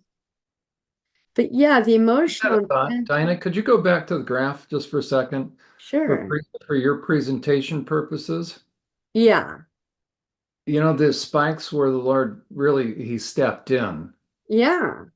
What Well, is and see, when I made it wider, it kept everything in its place, and I couldn't, because I'm on my laptop with my glasses, I couldn't quite figure out this placement of this one. So I'm not sure if he goes, because he originally was down here somewhere, and I can't remember how or why, because you can't move it without moving this whole thing off. yeah, yeah, yeah. And so, but yeah, and if I make it bigger, then I can't see the whole thing. So I've been having issues with seeing. Yeah. So, Okay. Now, I'm just thinking for but yeah, these were the bestiality parts, and then healing and the healing after the doctor and this stuff. Because okay, Teal got a so shot and got to check out. go to where the high spike when the Lord steps in, those couple of times. Yeah, yeah, I'll pull Can this you out. scroll? There we go. Now, I'm just thinking, as a matter of fact, can you scroll out just a little bit more there? Yeah, Okay. Now, just for presentation purposes, yeah. to the outsider, here's what I'm thinking. Those spikes are telling a story, but what would your thoughts be? Yeah, so each of those spikes, that's Well, when it, this right here is Wizzy. And as I was looking, I was thinking, is she really a 5? Because she practiced witchcraft, and I think she enjoyed practicing it because she didn't have to kill or hurt anything. She got to yeah, have fun. right. That makes sense. But So, yeah, and so it also speaks to the effect of trauma that, okay, look, on a good day, that's a 5, but all that mixed message. I'm thinking the other one, look at the one to the left where the Lord had to step in. yeah, that was my baptism at 3 weeks old. That's where spirit was born. Jesus came and helped me to live. I think if it wasn't already there, he activated the spirit of God within me to live. That's what this is. Okay, was that during That's a why I was time? drowning under the blood as through. Okay, so here's what I'm wondering, just for visual sake, for you to be able to, what would you think about connecting the dots down below, just like you have that series of minus tens, but overlaying a different color on the spike upwards so that the viewer can Oh, see. can see the influence of God. Yeah, yeah. So right, if you go straight down, there's a gap, right? Because what you're trying to show is you were lifted out of that, but to show that the incident actually was occurring while you were lifted out. And so somehow you may have to superimpose this based, kind Like of, with another one of these. well, no, I'm sorry. Like with shapes where you can do an actual line and make it thicker. So to connect the dots, so the duration of time that the Lord came in, right there. So if you go straight down, Uh-huh. what you're really showing is during that event. During the worst possible times. Okay, so you Yeah. might want to still overlay, just have a straight line go across that. You'll have to Maybe superimpose come that. down. Yeah, I would, because what you're showing is during a hellacious event, the Lord lifted you up. So if you can take a straight line and continue that down, I'm thinking just horizontally. Okay, okay. All right. Oh, shoot. Because to the viewer, it looks like suddenly it went from bad to okay, but it was really horrible things are happening during that moment. You mean something like this? No, I'm sorry. Yeah, I'm not even. Although that could be effective. I'm just thinking, draw a horizontal line. There you go, but make it the size of the same line that you have, but just connect the dots down below where all of a sudden the spike upwards. Oh, all right, hang on. So insert. Yeah, I would just do a line. Go over to shapes. Oh, that's right. Okay. So like just a There line. you go. There you go. Now, where there's the space that you're trying to show that it was upward, I would connect the two minus tens. How do you make it thicker? You go over to the right to shape outline, Oh, okay. and then Oh, go to the weight. weight. Okay. Something like that? Now bring that the Oh, end of the line that you just had right up there, and bring it all the way back down to connect the horrific event. No, I'm sorry, go all the way straight down. like this? Yep, now just bridge the gap right there.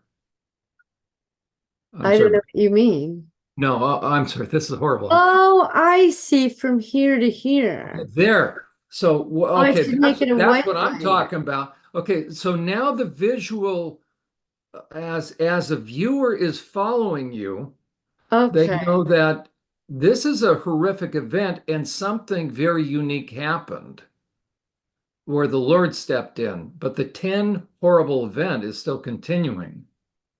Yeah. Sometimes Yeah. when it gets small like that, I get, oh, okay. Well, it went all the way. Or you may have to just start over. Sometimes if you delete that and then go back and draw a straight line. Yes, okay, there you go. You got it. I don't know why. The Sometimes it does same that. thing There here. you go. There you go. That's what we're talking about. So if those were all minus tens, although you have some that aren't a minus 10, but I'm thinking wherever the minus 10 is, where the Lord suddenly lifted you out, I would still connect those dots so that the viewer sees that, okay, there's an event that's taking place, but in the midst of that horror, suddenly the Lord steps in. Yeah, and that's what I've been when I say my prayers now, the last prayer I ask for God is that all the children, people oppressed across the world, and all the children, anybody suffering or whatever, that if God to be present and help them. And I said, and I know that they're going to split and they're not going to remember it, but I pray for them to survive so they can get to this point and heal and then remember, because once they remember that God helped them through it, they're going to be the strongest warrior God That's has. right. That's Because right. that's what it did to me. I've got this unshakable certainty now. There you go. So yeah, Okay. yeah, Now I'm suggesting with these lines that wherever the event, the emotional impact of the event was, keep that bottom line there. So I may have messed you up, like right in the middle, you have yeah, that. this is too big. Yeah. So maybe bridge the gap. Look over on the right where the Lord stepped in again. So Yeah, just close that gap, there. or maybe just the gap where it shoots upward, because visually to the viewer, it looks like the horror ended and suddenly it was happy time. Oh, like this, you mean? Or bring it down so it's parallel, because then the left brain I is see what okay. okay. Yeah. So it's There you like, go. yeah, there might have been this moment of reprieve. But the horror was still God stepped continuing. in, but yeah, it still went There on. you go. So I would do that dark, or that's an interesting thing to make that thick now that I think about it. But either way, people will then, that'll be a moment of discussion because suddenly it'll look strange. Like people will track, okay, there's a minus 10, but all of a sudden in the midst of a minus 10, we have a spike upwards Right, right. because But you're this trying to was describe practicing two. witchcraft that I just wasn't being raped or harmed or tortured. I Okay, just got to play but around. But for instance, with that one, I could see, now again, I don't want to influence you, right? If I could see taking the line out of that one, if in fact being taught witchcraft felt like a positive five. So you may not need to close the gap there, but wherever you're being tortured, but the Lord lifts you out. I would continue the line so the viewer sees that the torture was going on and the Like Lord this stepped in. one. Okay, right there. So that the viewer sees that, okay, in the midst of horror, something supernatural happened. Oh, and that makes sense for that area. But where she was being taught witchcraft, that actually was a break in the torture, and she experienced a level of Right, horror. right. There you go. There you go. But So, yeah, this was when I believe, who's this, Nancy Dream and Cassie, God started coming to me in my okay, dreams. there you go. So there's two different times that the Lord came to you. One was in the midst of torture that was continuing. So There. that's the solid bar down below. I Um, see. Okay, yeah. so if there's an incident that Yeah, I'd in, have to think if there was more, but these were the ones that I recall. but anyways, again, I don't want to influence you, but as an outsider, Yeah, yeah, no, you're right, because this was sorry. Booker. Oh, this is when I got rebellious and tried to get mom to help. And Yeah, you like how that was framed, right? That came right out. It felt rebellious, but you're just trying to stop yeah, I had seeking a high truth. leveling of anxiety and it got worse. So I got rebellious, tried to get help. And then the next sequence of events in time was dad taking me downstairs, getting me high, and starts teaching me the Bible incorrect, was satanically. Yeah. Yeah, So yeah. with those lines that you've inserted, maybe keep them the same color. Um, Oh, you mean like blue? yeah, or something. What I mean, whatever you think. But right there, as an Well, outsider tracking with you, now I can see that, if you can actually make them start right where the spike is. So it looks like a continuation of that line. right, right. It just covers up the name, Because but that's because okay. now I can see that the torture is continuing, but something very unique happened because you have a spike. So that's going to be, these are by virtue of what it looks like, those are going to invite your interpretation to clarify because it's Right. such a very unique thing. You're being tortured, but the Lord steps in. Yeah, and that's what I've been asking God is that yeah, I know they're going through it. I know they're going to split. They're not going to remember your presence there, but keep them alive long enough to heal so that they can remember you were there and Okay, you there. were making them into a warrior is it's how I feel. I feel like God put me through all of this so that I could get to this state and be able to have Satan could stand here face to face with me and I will not be scared. I won't be. You know what I'm saying? Yeah, and Because I isn't that remember all of this. I remember all I had to do is say Jesus' name and they yeah, poofed and scare away. They're chicken shits. there you go. Anyway, I'm sorry. Oh, that's it.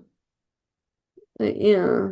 All right. Okay, cool. I'll think of that because I got to go through here and adjust things anyway because I've added so many Yeah, names. there you I go. don't know if things But changed or again, not. I really like that because for the viewer now, with where it was before, it felt like, oh, good, there was a reprieve. But what Right, but what you're showing, I'm going right? to That all of a keep sudden, it oh, white because a it's going little to bit of show happy time. No, that but Jesus brought me through it. there you go. Yeah. So the horror, in the midst of the horror, suddenly something very unique happened Yeah. Yeah. while you were going through the horror of it. Yeah. Okay. All righty. Yeah, I don't know what it's going to look like once you're finished, but I, Yeah. I mean, I don't want to detract from, I don't want you to, uh, Yeah, no, I've just got to it's in the finish horror of it. There you go. There you go. There you go. putting Thank you. all these guys in here. I still have like 60 of them to put in here. Wow. But the thing that was fascinating to me was I guess the big was realizing it's like these parts are showing up now. The Guardians, even though there's 7 parts to that incident, and it was the middle part, James, that was the guardian to all of it. And I never really understood, I couldn't differentiate, well, who's a guardian, who's a backup, who's what. The guardian is the one that ultimately says, okay, here's what happened. There you go. Right. And now that the guardians, I think most of them have presented themselves, they're like, okay, we're going to fill in the details now, and here's all the little backup pieces and parts. And it's the backup pieces and parts that connect to the past, to the present, to the future. You know what I mean? There you go. They're the ones weaving time together and an intellectual understanding of, oh, for 58 years I could never figure out my sisters. Now I get it. Now I get it. Oh, and I figured out what I'm going to do with both of them. Now, Mary, I've not been in contact with since mom died, basically, which is fine. It's been wonderful. Yeah. But a couple of years ago, I unblocked her number I thought, well, just in case she wants to reach out, maybe we can be friends again. Maybe we can fix things. It was Angie that I was in the conundrum about. And I know that Melissa said to me, she goes, well, when she calls when her HBO gets cut off, just say, oh, I was just canceling subscriptions I don't use and I forgot all about you. I thought that's brilliant because that would wound her ego a lot. Okay, there we And go. we laughed about it. And then I thought about what you said about the trusteeship and all that. And I said, well, I'm going to leave it in God's hands. And for the past 3 days, since I've been remembering all this, I've been getting the distinct impression to just block them both from now forever. I don't need to have that conversation with Angie about the past because she's going to resist it with everything she has. Pearls before swine. I don't need Mary to reach out because I'm not interested. I don't, and I thought, you know what? I'm just going to ghost him. Whatever happens, happens. If Angie takes me off her trust or leaves me on her trust, whatever, it's in God's hands. But I just blocked them last night. There you go. That's kind of what God said. He just cut the ties. And I was like, okay, fine. So, Wow. Okay. and that's it. I'm done. I don't need to tell them what losers they are. I don't need to, because the only reason you would do that is to try to get them to change their ways. And I understand now it's never going to happen. The only Yeah. way it will happen is with divine intervention. Then in what you just said, the words that just came out of your mouth, It's never going that's to happen. okay, right? It That's hasn't for 60 years. there, right? So I'm not going to do it. that's the genuine picture of no contact. Now, I'm just people going to have go. that, right? But Angie will be the one flummoxed. Oh my God, she's not picking up. She's not. Blah, blah, blah. okay, I that can't comes hear. out of internal true strength and resolution. So that you therefore have now been able to assess whether or not the likelihood of what you're going to do and your expectations and all that, and you've come to the conclusion done. So I can't draw boundaries. I can't change their personality. I can't get them to listen to their conscience. None of it. None of it. I've tried for 60 years. there you go. So And now now I understand why, because they choose to embrace the dark side. there, Fine, embrace it. Go to hell. there. And I So pray God kills you sooner rather than later so you don't hurt anybody else. there you go. So all I can do.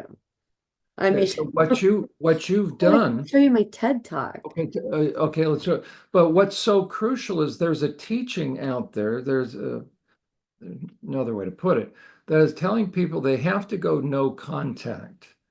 But they do that on the front end, and the only time you want to do no contact is if you're in danger or you're being extricated from a cult, right? But just shy of that, to go no contact before you've done the work that you've done, no contact should be the result of doing the internal work. Then it's just a decision. Then there's you grieve and the loss of, but then by the time you do it, it's literally you're burying it now, and Yeah, you're I mean, up until the last 3 days and remembering all this Angie and Mary stuff and their culpability there.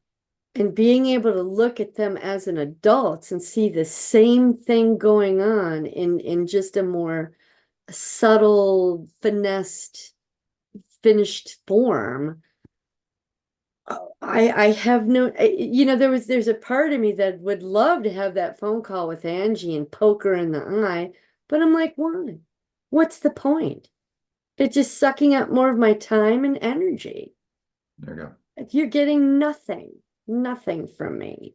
There you go. They're dead to me far as I'm So concerned. that's the difference between when going no contact out of your hurt versus your healing. You've done it out of your healing, so the Yeah. resolution of it. And I figure if something happens to Mary, Grant or Celine will contact me. That's right. And if Angie has to contact me for some reason, it was like when Mom died, I had my ringer off. So she called Chris. I thought, so if something catastrophic happens, she can call Chris. And Chris will tell me what's going on and I can decide to respond or not, but I don't have to hear her voice. There you go. I don't have Or to have the trigger. or you may hear about it on Facebook like I did about my dad. Yeah. Right. That's how I found out that he had passed away. It's like, oh, Oh, are okay. you kidding? No, Oh, I'll just show you these parts really quickly. Look at their anger and fear wow. levels. These are the backup supporters. There you Look at go. all that anger That's and right. fear. So it was funny because I had 120 parts and all of them, their fear and anger were so reduced. And it's like, oh, well, now these guys are happy to pop their Okay, right. There we go. head. Same Like, process, though. It's the same so process. yeah, and I just listed them out. These are the anger guys and the reasons for their anger, Good. and the sad guys and the reasons for their sadness. So I was like, okay, you're next, you group of Isn't that people. true? Right. Good for you. All right, so here's this morning's TED. Now I've done probably 4 or 5 or 6 in 3 days, but this was Wow. this morning. I know. I know. Wow. Good for you, Diana. Oh, it's not. Oh, there it goes. Good morning, everybody. I can It's hear it. That's good. October 15th. Had quite the week. So that was this morning, obviously. Okay. Parts, parts recall, parts revealing themselves. It is kind of mind-boggling to think, but I've had about 70 parts reveal themselves. And you're gonna think that's crazy, and I kind of do too. However, what it is a part that's already revealed itself and showed me, the bulk of the story. But what I've come to realize is that as the part would walk in and have that whole experience, the first section of the incident that part would get overwhelmed and split into another part, and then that part would get overwhelmed and split into another part, et cetera, et cetera, et cetera. So I've had about 8 or 10 different parts that, yeah, they've shown me the whole story, but now they're like, okay, this is what I went through in those 2 hours or 5 hours or whatever. And I split. And it helped me to understand there's a part of Jon Uhler's consciousness level that talks about the primary and secondary backup protector and comforter. And and all this time, I've never really quite understood it until now. Now that the parts are showing me, I guess what I would call their sub parts and their backup parts. Mhm. Okay, were they protecting me? Were they comforting me? Were they primary? Were they secondary, etc.? I'll get into that in more detail in another video, but so yeah, that's how you get 70 parts is that one part could show you, hey, there's 6 different subparts here, and so that's what's going on. And number one, and number two, that I've come to the understanding that my sisters are more culpable than I thought. I thought they were like me, that they were, and they were victimized, they were terrorized, they were whatever. But as children, they embraced the evil. They embraced whatever. And I've learned that throughout my entire life, they have continued to embrace Satanism. Now, granted, they're not wearing black robes and going to meetings or whatever and worshiping and having altars in their homes or anything like that, but the way that they treat me and the way that they treat others, yeah, they're still Satanists. They still have evil hearts. They don't have consciences, or if they do, they're so cauterized it doesn't matter. And that was a huge wake-up call. What baby? It's my dog licking my leg. So I got a whole lot of anger towards my sisters now that I've understand that. So where months and months ago when I first came out here, I had a picture of my mom and sisters up there and said, "This is for us girls," and that was true then. But now, say, "This is for you, Angie." Good for you. For you, Mary, Angie, and Mary, Angie, and Mary, Dad, Grandma, Grandpa, Angie, and Mary, terrorizing me and fucking with me all my entire life. Even today, it's over. I blocked your numbers. We will never communicate again. Ever. Ever. You're still bitches. Still using me. Never again. You can die. Die. Die. Die. Good. So nasty, evil, cruel, hearts, selfish bitches.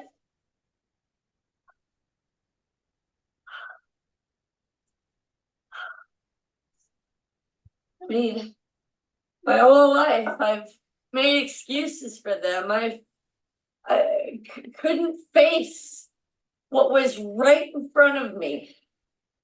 And now that my parts have shown me the details and the step-by-step process of certain events, they knew exactly what they were doing. They made choices. They chose to go that way, and they still do. And I'm so pissed off. My hearts just want to fucking jump. Good. Jump! This is Evil, cold beautiful. heart, evil, nasty, using bitches. Good. You have no love in you. Love for money, love for power, love to manipulate. You're done. Good.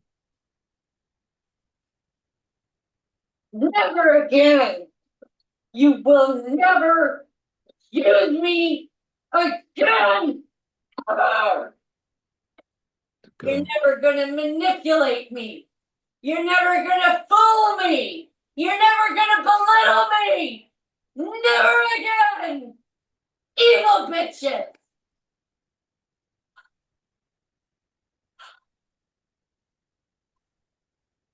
Kept thinking I could reason with them. I could show them proofs. All these things. That's good. No. They're beyond help. If they want to repent and find God and then reach out to me, fine. Good. But unless until that happens, no. You are just as bad as Dad. Just as bad. Your own evil, little ways, your little manipulations, you nasty fucking cunts. Good.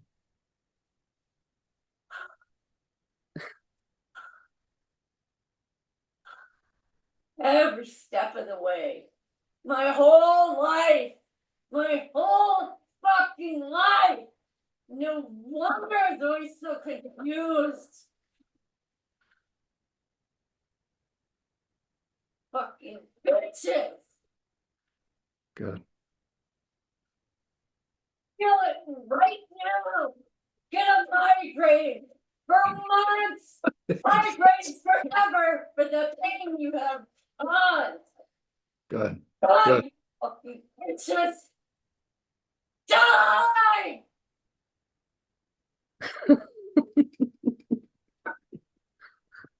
My parts get such a chuckle watching me. They feel so good about it. Right.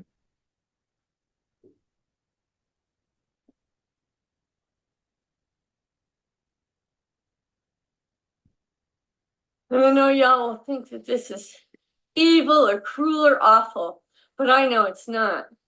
I wish and pray for God to kill them so they can't hurt anybody else anymore. Excuse me.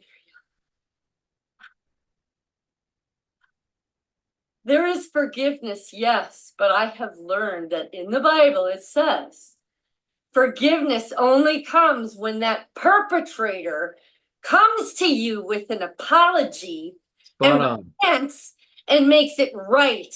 When Right. that happens, then you can forgive them. But if they're not going there at all, they deserve no forgiveness. Good.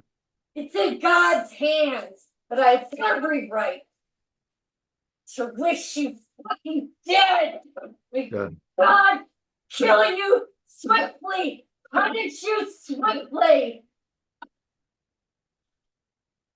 And if you don't know what an imprecatory prayer Oh, is, this is beautiful. that means it's okay to ask God to smite these perpetrators. Absolutely. They don't deserve kindness. Sorry, I'm yelling at you. No, this is They very don't good. kindness. This is It's good. in God's hands, and God hates them just as much as we do. Good. Let the motherfuckers have it. Let God smite them all. Nasty fucking people. Evil hearts. Cold, disgusting, selfish, debauched. You're disgusting. God smite you to dust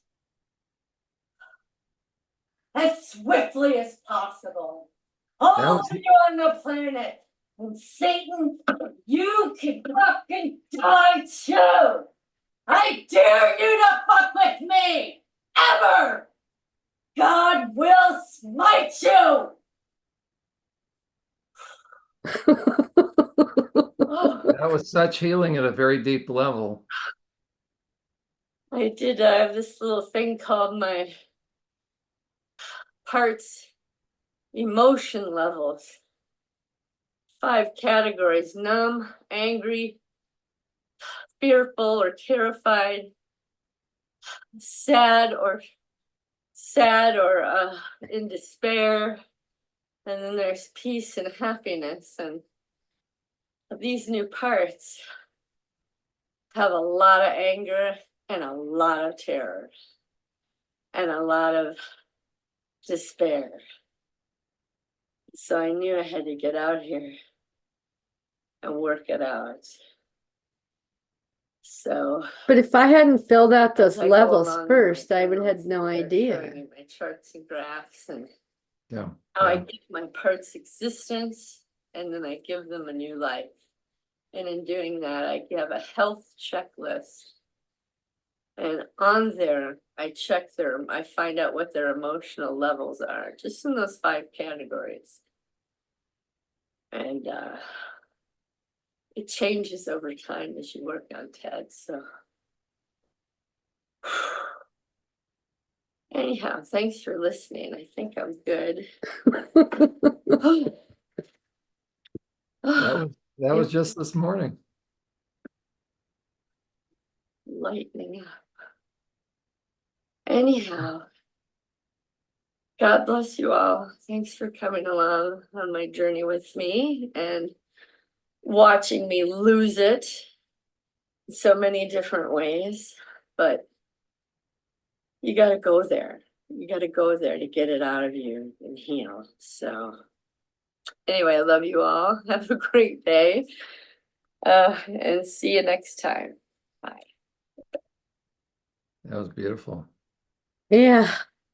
I have a client I may have mentioned. She brought it up that she's been watching every one of your videos. She can't bring herself, so it's vicarious. She's doing this stuff through. Fine. That's fine. That's a I want start. you to know she's just it's chipping away because she doesn't have any memories, but she knows that there's a Something lot there, there. right? So There. you have somebody out there that's watching you. It's watching you do this, speaking truth. That's what this all is. It's a display of truth. It's helping chip away, really thaw out the iceberg, the tundra, and little by little by little. So Diana, it's you're having a very positive effect. I'm glad. I'm glad. Even if it's just one person, it's yeah. It's 12. Trying to think if there's anything I want you to know else. Wow. Let's see. No, I guess not. There's one part that was just numb, numb, numb, numb, numb. Yeah, show me, or let's talk about that. That was Mindy. Let me see. I gotta share again. I gotta remember who Mindy is. It's okay. Sorry, Mindy. Oh, that's Swim, the girl who is taking swimming lessons. When Okay. she was first started, she wanted to enjoy herself, but knew if she looked too happy or was having too much fun, that it would be squashed out of her. So she just did it mechanically, Yeah. Yeah. so she's numb, numb, numb. And then, parts came up yeah, this is the girl on the ice. This is the girl wrestling with Angie, and then swimming lessons. Nova. Oh, yeah, was the girl terrified by Mary's ugly face on the dock. And then Frida was what I called two faces, because it was Angie and Mary swimming past me, two faces. Terrified again. And then when they came out together and they were fighting in the water, she got furious. And then again, when we were back on shore and, everybody's drying off, I was kind of hiding and avoiding them because I was so scared of them and I was going into despair, but there was more fear than despair. And then, oh, this is the girl in my room. I was furious that I couldn't even be in my own room and have some privacy. They were invading my space through that extra door because I could lock my door to the hallway, just not the one adjoining to Angie's room. And that's the one they used to terrorize me with.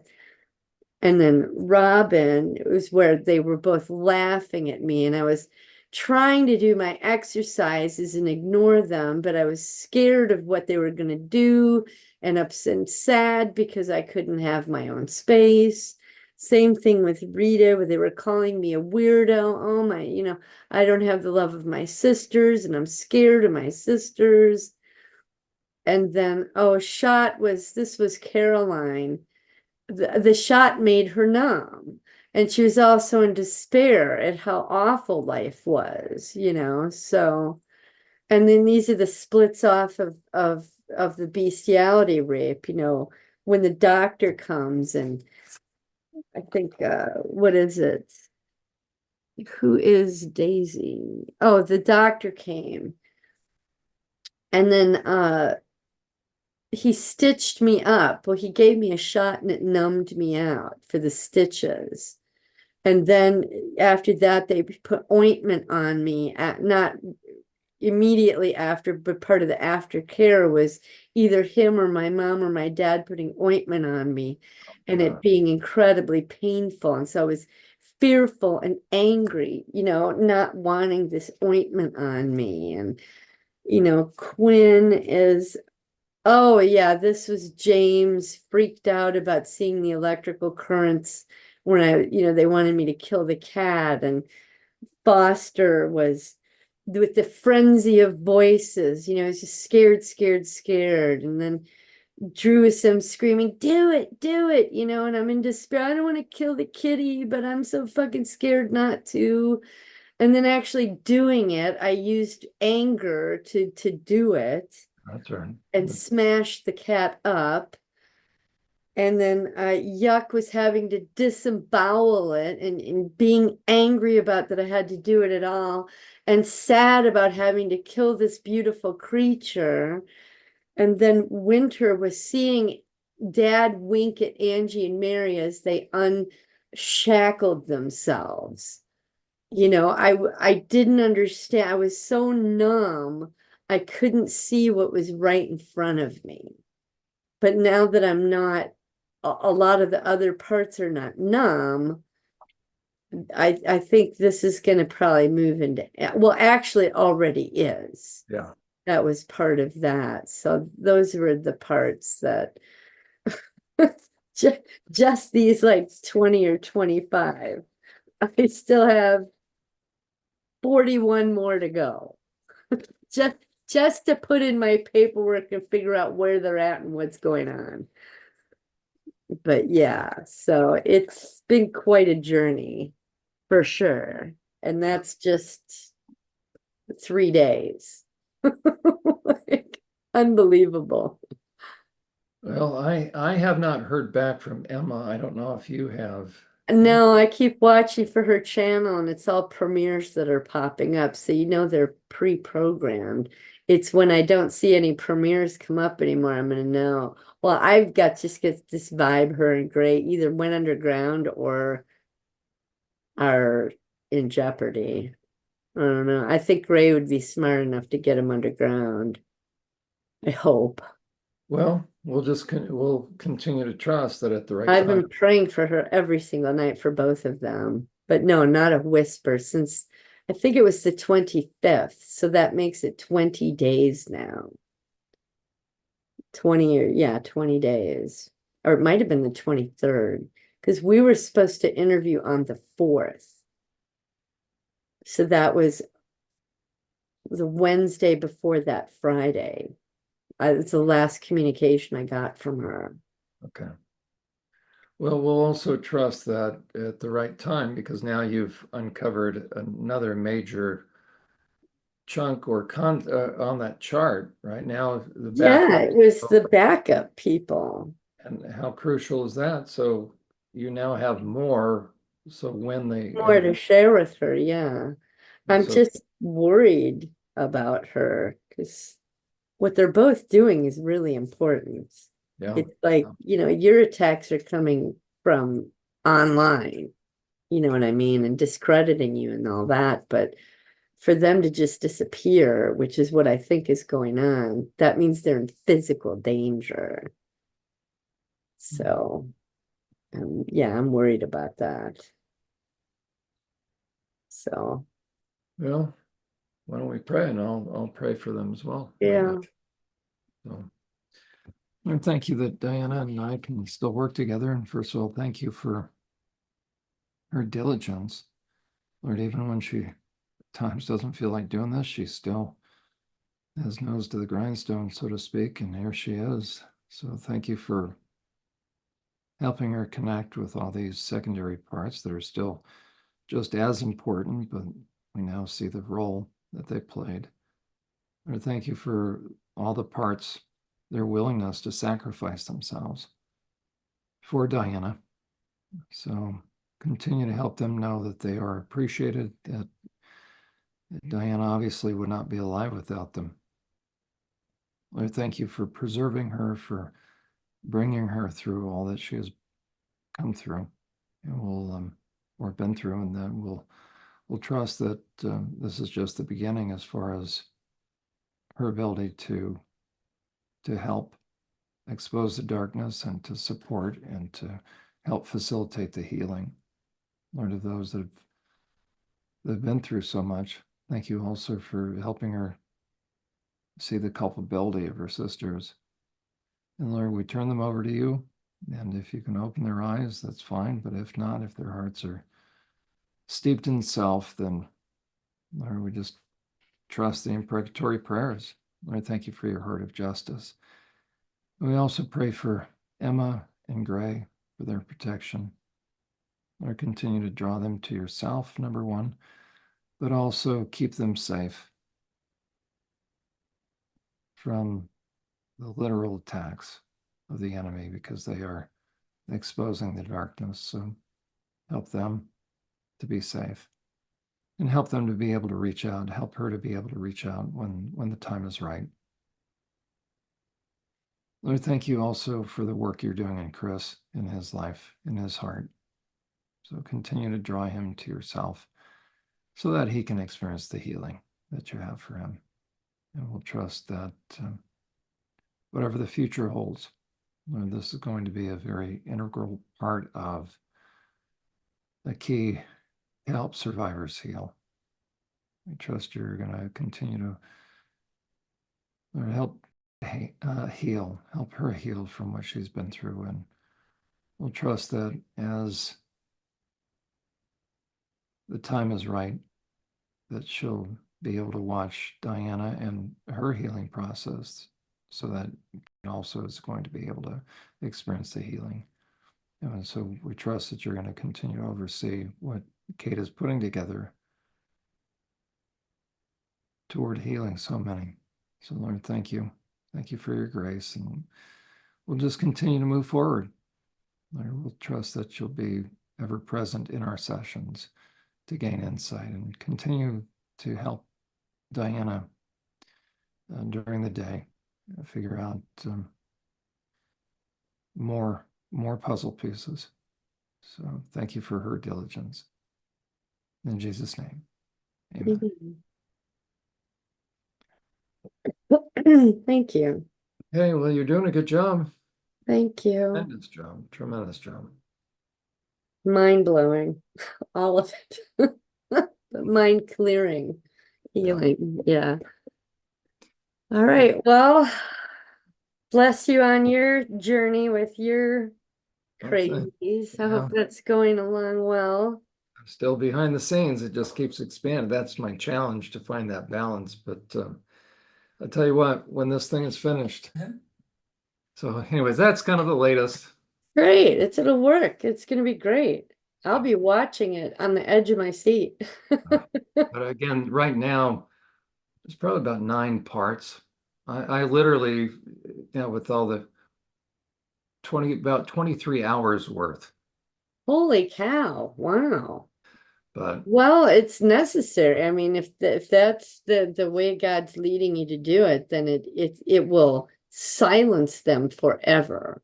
that's No one's ever gonna. It's like you say, the jet bomb. They're not going to recover from it. They're not. So they had their little give Pearl a quick Harbor little hour. Yeah, just give a quick little hour response to all that. They could still come back and do more, but you're just gonna one grenade after another grenade after another grenade after another. I think it's powerful. So Well, thank you. So just sure. want you to know, since you're going out on a limb and letting people know you're associated with me in some capacity, that I behind the scenes, and then I'll be able to get back to doing productive stuff. Yeah, cool. No All right. shame. So Well, let you go. Have a great day, and I'll see you likewise, Friday. there you go. Keep up the good work. You're doing an excellent job. You too. There you go. Okay, Okay, bye. we'll collect that. Okay, Bye. bye.